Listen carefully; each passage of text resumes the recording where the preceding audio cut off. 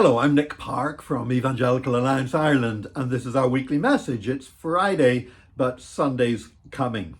I'm passionate about sharing the good news, and I get frustrated whenever sometimes we seem to end up talking more about bad news than anything else.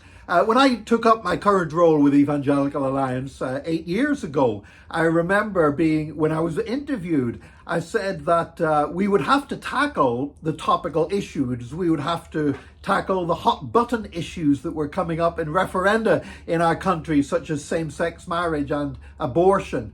And we would need to speak out against things that were contrary to the Christian faith. But I said this, I look forward to a day whenever I will be reading about the church in newspapers and media, not because of what we're against, but because of the good things that we are doing, and that people are glorifying our Father in heaven because of our good works, just like Jesus said it should be.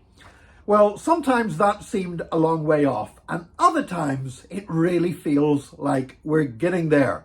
Last month I was away in the United States, and I try to keep tabs on what's happening back home. So every day I always go onto the RTE website and I see what is appearing in the local news.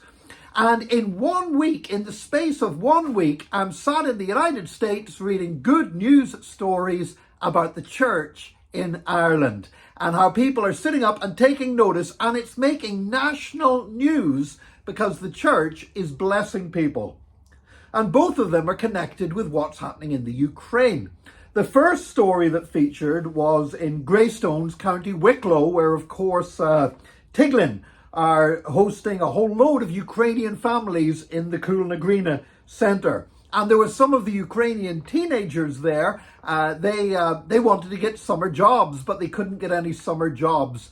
And so Aubrey McCarthy there at Tiglin worked with them to set up an ice cream kiosk so that these Ukrainian teenagers now had a summer job and were integrating and interacting with the local community by selling ice creams on the seafront there in Greystones. And I'm sure it helped. It certainly wouldn't have done any harm for that outreach that we had a heat wave, an unprecedented heat wave in our country in July.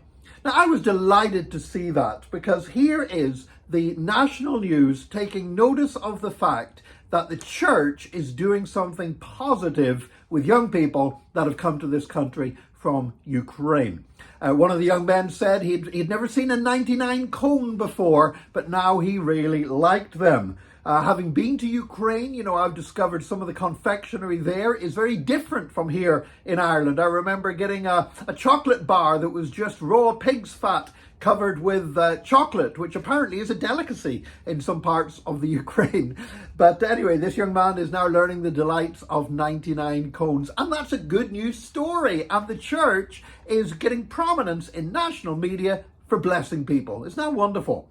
And then within a week, I read another story on the RTE website, this time about the Salvation Army in Dublin. That Salvation Army officers there, Tim and Charlotte Lennox, they had worked with a young lady who was in Ireland before called Alexandra. And then when the invasion started, they were so worried about her, and they were able to help get Alexandra out of Ukraine and get her back to Ireland again, where she is now working as a barista in the Salvation Army's cafe at their hub in Dublin. Again, a good news story.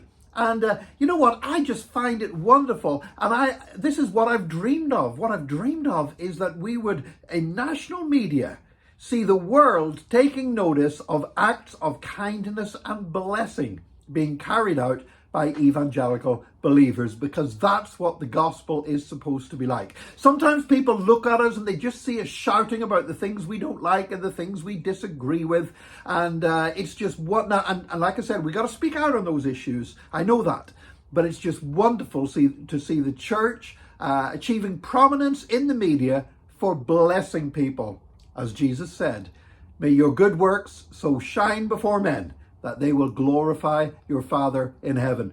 Big thank you to Tiglin, big thank you to the folks at the Salvation Army, and I pray that this will be the beginning of many more positive stories about the church in Ireland. And when a crisis occurs, such as what is happening in Ukraine, that's an opportunity for us to step up and show people what the church really is. Not just a bunch of people shouting about things, but a bunch of people sharing blessings in Jesus' name.